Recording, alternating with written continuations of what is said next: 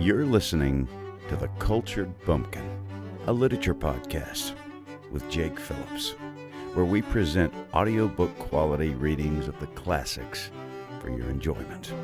Thank you for stopping by. And remember, just because you're a bumpkin doesn't mean you can't be cultured. Hello and welcome to the Cultured Bumpkin. I'm Jake. We're continuing through our history of English literature, from Chaucer to Tennyson by Henry Beers. And today we're going to read a poem by Sir Philip Sidney. Now, Sidney was born in 1554 and died in 1586.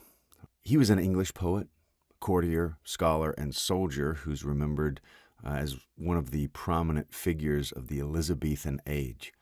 And Elizabeth I of England reigned from the late 1550s up to her death in 1603. She had a very long and prosperous reign.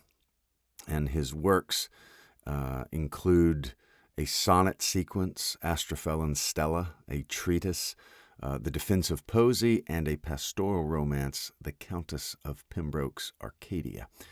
And we're about to read from that. Before I do, if you want to know when I put out my audiobooks, so I put out short poems here on the Cultured Bumpkin.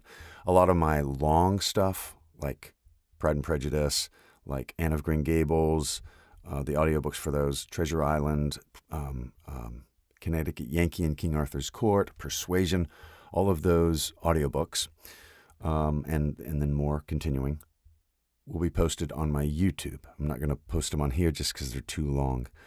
But if you want to know when those kind of things happen, shoot me an email, theculturedbumpkin@gmail.com, and I will email you when they go up on YouTube. And that way you can listen if you like. But on to the poem. And actually, on to a little more about Philip Sidney. He was a knightly gentleman, a true type of the lofty aspiration and manifold activity of Elizabethan England. He was a scholar, a poet, a courtier, a diplomat, a soldier, all rolled up into one. He was educated at Oxford and then introduced at court by his uncle, the Earl of Leicester. And he was sent to France at the age of 18 and was at the embassy in Paris at the time of the massacre of St. Bartholomew in 1572. Afterward, he had traveled through Germany, Italy, and the Netherlands, had gone as ambassador to the emperor's court, and everywhere won everyone's golden opinion. In 1580, while visiting his sister Mary, Countess of Pembroke, at Wilton, he wrote for her pleasure The Countess of Pembroke's Arcadia, which we mentioned earlier, which remained in manuscript till 1590, after his death. This was a pastoral romance after the manner of the Italian Arcadia of Sannazaro and the Diana Inamorata of Montemayor, a Portuguese author. I might have butchered all of those names, but we shall press forward. It was in prose, but intermixed with songs and sonnets, and Sidney finished only 2 books and a portion of the third. It describes the adventures of 2 cousins, yada, yada, yada. So it's set in sort of this fairyland. It kind of has some Greek elements, but it's not exactly ancient Greece. It's more of a, fairy tale with some Greek elements is basically what it is. But in it, this girl says this to the shepherd, and this is known as the bargain.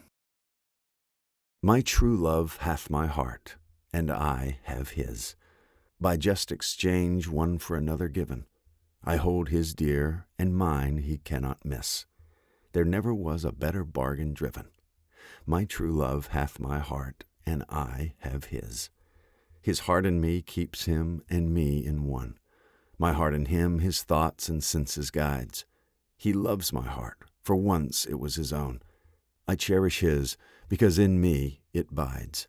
My true love hath my heart, and I have his.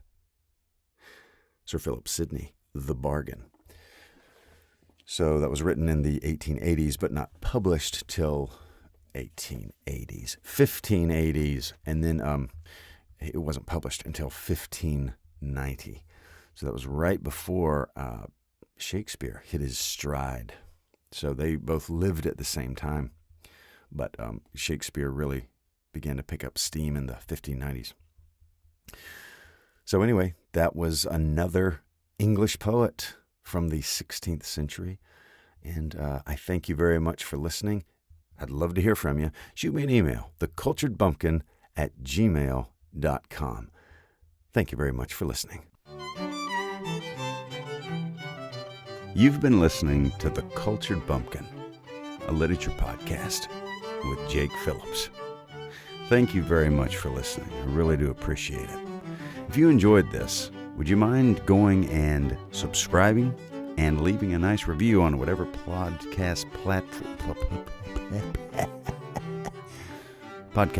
you heard this on? I would really appreciate it.